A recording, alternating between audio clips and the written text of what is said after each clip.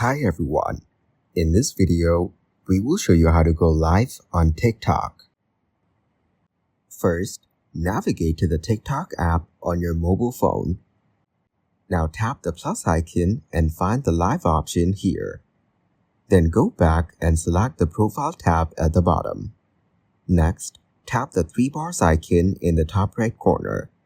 In the pop-up menu, select the settings and privacy option. Scroll down the list to find and tap Report a Problem.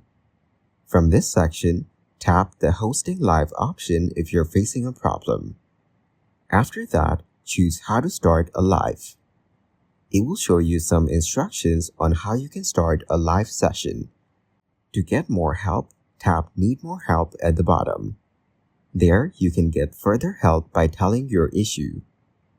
Thanks for watching. Like the video and subscribe to the channel for more content like this.